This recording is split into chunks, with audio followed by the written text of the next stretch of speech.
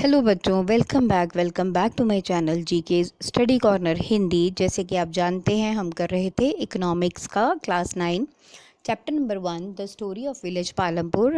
इसमें आप जानते हैं हमने पढ़ा है कि एक इमेजिनरी विलेज है पालमपुर, जो कि एक छोटे से गांव और एक छोटे शहर के बिल्कुल पास में है।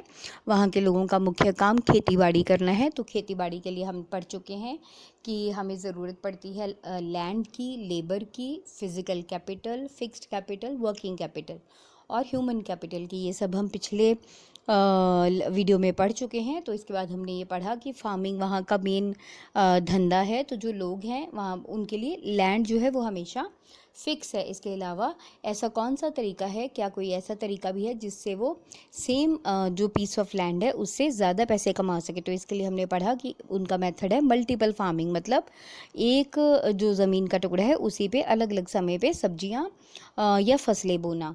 तो अब इसके बाद यहाँ पे आपको एक टेबल दिया गया है नीचे। ये टेबल है कि table 1.1 shows the land under cultivation in India in the units of million hectares. So plot this on a graph provided and what does the graph show, discuss in the class. मतलब आपको यहाँ पे एक table दिया गया है। इस table में उसने आपको बताया है कि जो खेती के अधीन जो एरिया था 1950, 60, 70, उसके बाद 80 और 90 में कितना कितना था। वहाँ पे देखिए 1950 में 120 मिलियन हेक्टेयर था। 1960 में ये बढ़कर 130 हुआ। फिर उसके बाद 1940 से लेकर 2000 ईयर तक ये 140 मिलियन हेक्टेयर ही रहा। तो अगर हम इसको ग्राफ पे ड्रॉ करेंगे तो ये देखिए 1960 में ये यहाँ पे आ जाएगा और 1970 में ये पूरा 140 को टच करेगा। 1980 भी वही रहेगा, 1990 भी वही रहेगा और 2000 भी वही रहेगा। तो ऐसा ये जो टेबल है ये शो करता है कि 1960 के बाद 2070 में जो बढ़ा एरिया, उसके बाद 2000 तक उतना ही एरिया कल्टीवेशन के अंडर रहा और वो बिल्कुल भी नहीं बढ़ा। तो is it important to increase the area under irrigation, why? अब ये सोचने की बात है कि क्या सिंचाई के अधीन जो एरिया आता है, जो सिंचाई के अधीन ज़मीन है, क्या उसका बढ़ना ज़रूरी है? हाँ, उसका बढ़ना इसलिए ज़रूरी है क्योंकि अगर ज़्यादा से ज़्यादा ज़मीन पे खेती होगी तो अनाज की मात्रा बढ़ेगी और जो देश है वो आत्मनिर्भर हो पाएगा। अब इसके बाद है you have read about the crops grown इन पालमपुर, मतलब आप यहाँ पे पढ़ चुके हो कि पालमपुर में कौन कौन सी फसलें उगाई जाती हैं। Now fill the following table based on the information on the crops grown in your region, मतलब आपके अपने इलाके में आप ये जो नीचे टेबल दिया गया है उसको देखते हुए आपके अपने इलाके में जो फसलें बोई जाती हैं आप उनके बारे में ये टेबल को तैयार कीजिए। You have seen that one way of increasing the production from the same land is by multiple cropping. तो अभी तक आपने ये देखा कि अगर एक ही ज़मीन का टुकड़ा है उससे आप उत्पादन बढ़ाना चाहते हैं तो उसका एक तरीका है multiple cropping. The other way is to use modern farming methods for higher yield. इसके अलावा दूसरा तरीका है कि आप आज के जो आधुनिक खेती के तरीके हैं उनको अपनाएं ताकि उत्पादन की मात्रा बढ़ सके। अब यील्ड क्या है? Yield is measured as a crop produced on a given piece of land during a single season. तो यील्ड का मतलब होता है वो उत्पादन या वो उगी हुई फसल की मात्रा जो कि किसी एक सीज़न में एक ज़मीन के टुकड़े से हमें मिलती है। Till the mid 60s the seeds used in cultivation, मतलब 1960 तक अगर हम देखें तो तब तक जो बीज थे जो हम खेती बाड़ी के लिए प्रयोग में करते थे देवर द ट्रेडिशनल वंस, मतलब वो पारंपरिक बीज ही होते थे विद रिलेटिवली लो यील्ड्स, जिनमें जो उत्पादन था वो बहुत कम हुआ करता था। Traditional seeds needed less irrigation, जो पारंपरिक बीज होते थे इन्हें कम पानी की आवश्यकता होती थी। Farmers use cow dung and other natural manures as fertilisers. इसके अलावा जो किसान होते थे वो गाय का गोबर और बाकी के जो कुदरती खाद होती थी उसे ही उर्वरक के तौर पे प्रयोग में लाते थे। All these were readily available with the farmers who did not have to buy them. मतलब ये सभी चीज़ें किसान के पास घर में ही होती थी और उसे उन्हें खरीदने के लिए मार्केट नहीं जाना पड़ता था। The green revolution in late 60s introduce the Indian farmer to the cultivation of wheat and rice using high yielding varieties. मतलब जैसे जैसे 1960 के दशक में हरित क्रांति आई तो उसकी वजह से जो भारतीय किसान थे उन्होंने गेहूं और चावल की हाई यील्डिंग वैरायटीज़ मतलब उसकी ऐसी किस्में प्रयोग करनी शुरू कर दी जिनसे कि झाड़ की मात्रा अधिक होती थी. Compared to the traditional seeds, the high yielding variety seeds promised to produce much greater amount of grain on a single plant. मतलब पुराने जो पारंपरिक बीजों थे उसके मुकाबले ये जो हाई यील्डिंग वैरायटी के बीज होते थे इनसे हर पौधे पे कहीं मात्रा ज़्यादा में दाने लगते थे. As a result, the same piece of land would now produce far larger quantities of food grains than was possible earlier. मतलब इसका रिजल्ट ये निकला कि वही जो ज़मीन का टुकड़ा था जिस पे पहले पारंपरिक बीज बोए जाते थे वही टुकड़ा अब नए बीजों की वजह से कहीं ज़्यादा मात्रा में जो अनाज था वो पैदा करने लगा था. High yielding variety seeds however needed plenty of water and also chemical fertilisers. परंतु ये जो हाई यील्डिंग वैरायटी के बीज होते थे इनके लिए बहुत ज़्यादा सिंचाई के लिए ज़्यादा पानी और उसके अलावा जो केमिकल फर्टिलाइजर्स मतलब केमिकल उर्वरक होते हैं उनकी ज़रूरत पड़ने लगी. एंड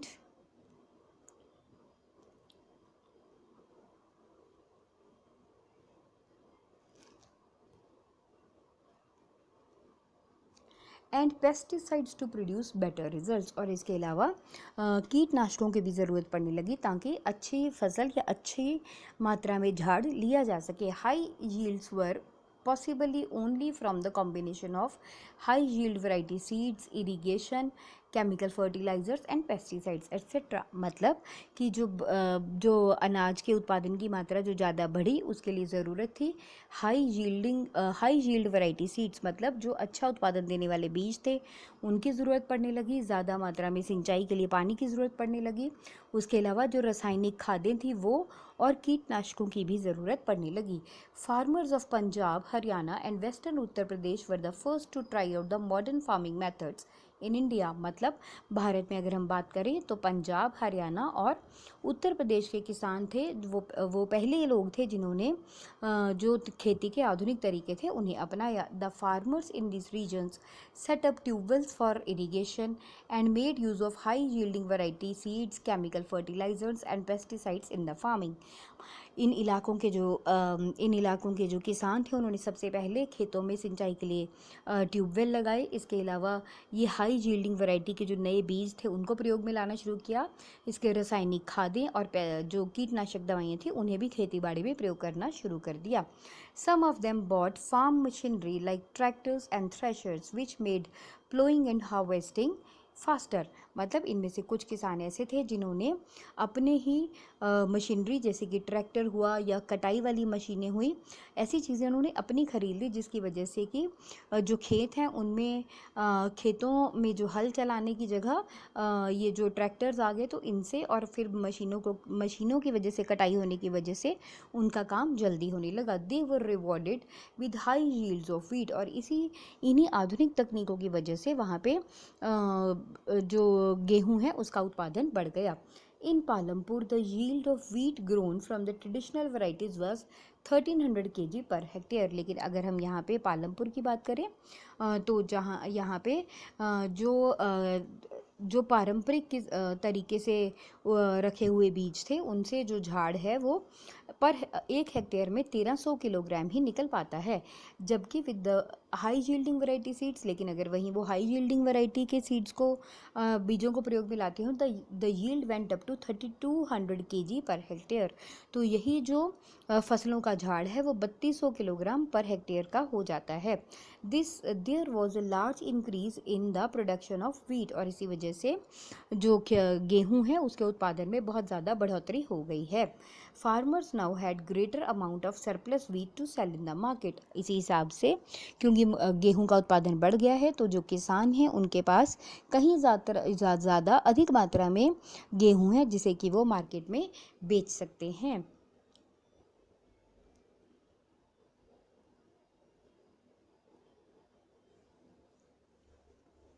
अब अगर हम इसमें देखें तो modern farming methods require the farmer to start with more cash than before.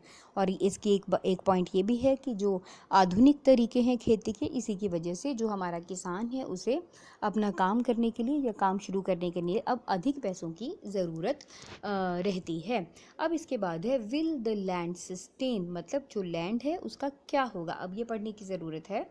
तो देखिए, land being a natural resource it is necessary to be very careful in its use, क्योंकि जो ज़मीन है वो एक कुदरती संसाधन है, इसलिए ये बहुत ज़रूरी है कि हम उसका प्रयोग करते हुए बहुत ध्यान रखें। Scientific reports indicate that the modern farming methods have over use the natural resource base. तो जो हमारी अलग अलग वैज्ञानिक रिपोर्टें आई हैं वो हमें ये बताती हैं कि जो हमारे आधुनिक खेतीबाड़ी के तरीके हैं, इनकी वजह से जो ज़मीन है, जो हमारा कुदरती संसाधन है ज़मीन, इसका बहुत ज़्यादा ज़रूरत से ज़्यादा उपयोग हो रहा है। In many areas green revolution is associated with the loss of soil fertility. तो बहुत से जो इलाके हैं वहाँ पे हरित क्रांति की वजह से जो है हमारी जो मिट्टी है उसकी उर्वरता कम हो रही है। It is due to the increase use of chemical fertilisers, और ऐसा इसलिए हो रहा है क्योंकि हम रासायनिक उर्वरों का बहुत ज़्यादा प्रयोग कर रहे हैं। Also, continuous use of groundwater for tubewell irrigation has reduced the water level below the ground. और इसके अलावा जो हम ट्यूबवेल प्रयोग में लाते हैं, जिनसे कि खेतों की सिंचाई की जाती है, अधिक ज़मीनी पानी प्रयोग होने की वजह से जो ज़मीन के नीचे पानी का स्तर है वो भी धीरे धीरे नीचे जा रहा है। Environmental resources like soil, fertility and groundwater are built up over many years। अगर हम देखें कि ये जो कुदरती संसाधन है, जैसे कि मिट्टी का उपजाऊ होना, ज़मीनी पानी, ये सब चीज़ें जो हैं बहुत से सालों में बनती हैं। Once destroyed it is very difficult to restore them, मतलब अगर एक बार ये नष्ट हो जाती हैं तो इन्हें दोबारा से उस नुकसान की भरपाई करना बहुत मुश्किल है। So we must take care of the environment to ensure the future development of agriculture. मतलब अगर हम चाहते हैं कि हमारा जो आने वाले भविष्य में खेती बाड़ी का विकास हो, तो उसके लिए हमें अपने वातावरण की तरफ भी ध्यान देना चाहिए। अब इसके बाद है जो केमिकल फर्टिलाइज़र्स है वो हम क्यों प्रयोग करते हैं। तो देखिए, chemical fertilisers provide minerals which dissolve in water and immediately available to the plants. हम केमिकल फर्टिलाइज़र्स इसलिए प्रयोग में लाते हैं क्योंकि इनकी वजह से जो मिट्टी है उसे ऐसे खनिज लवण मिलते हैं जो कि झटपट से पानी में घुल जाते हैं और जल्दी से पौधों को लग जाते हैं। But these may not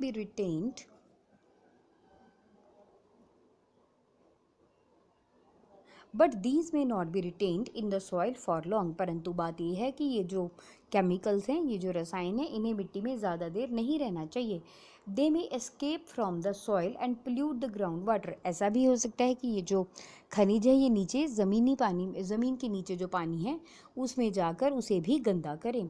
reverse and lakes, और ये जो रासायनिक खादें हैं, इनमें जो रसायन है वो हमारी नदियाँ और जो हमारी झीलें हैं उनके पानी को भी दूषित कर सकती हैं। Chemical fertilisers can also kill bacteria and other micro organisms in the soil. ये जो रासायनिक खादें हैं ये मिट्टी में और पानी में जो है ज़रूरी बैक्टीरिया उसे भी मार सकती हैं। This means the same time after their use the soil will be less fertile then ever before. इसका मतलब है कि अगर हम इन्हें ज़्यादा प्रयोग में लाते हैं तो उसकी वजह से जो हमारी मिट्टी है उसकी जो उर्वरता है पहले के मुकाबले कहीं ज़्यादा कम हो जाती है। So the consumption of chemical fertilisers in Punjab is highest in the country. अगर हम देखें तो पंजाब में जो रासायनिक खादें हैं उनका प्रयोग पूरे देश में सबसे अधिक होता है। The continuous use of chemical fertilisers has led to the degradation of soil health. और लगातार से ये जो रासायनिक खादों का प्रयोग है इसकी वजह से पंजाब में जो मिट्टी है उसकी सेहत पे बहुत बुरा प्रभाव पड़ा है। Punjab farmers are now forced to use more and more chemical fertilizers and other inputs to achieve the same production level.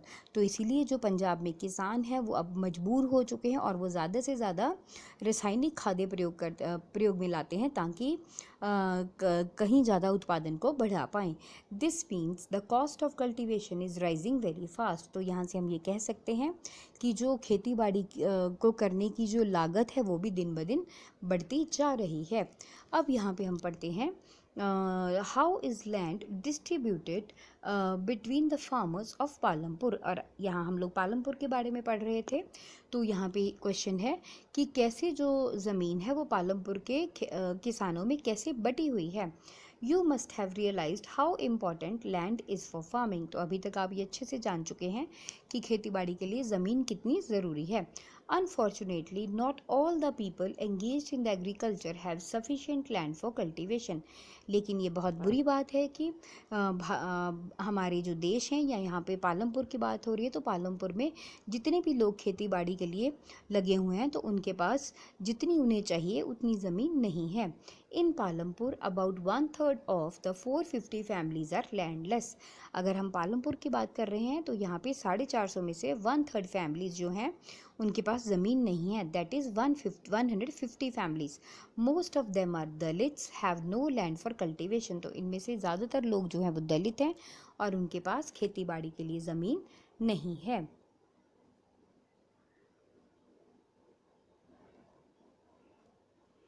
Of the remaining families who own the land, 250 families cultivate small plots of land less than 2 hectares in size. तो बाकी की जो families बची हैं उनमें से 240 families ऐसी हैं या 240 परिवार ऐसे हैं जिनके पास 2 हेक्टेयर से कम ज़मीन है। Cultivation of such plot doesn't bring adequate income to the farmer family. तो छोटी या कम ज़मीन होने की वजह से इससे जो कमाई होती है वो उन किसानों के परिवारों के लिए पूरी नहीं है। In 1960, Gobind was a farmer with 2.25 hectare largely unirrigated land. 1960 में गोबिंद यहाँ का एक ऐसा किसान था जिसके पास 2.25 हेक्टेयर ज़मीन थी और जिसकी सिंचाई भी नहीं होती है। With the help of his 3 sons, Gobind cultivated the land. और तब अपने 3 बेटों की सहायता से गोविंद जो है वो ज़मीन में खेतीबाड़ी करता था। दो they didn't live very comfortably, the family managed to feed itself.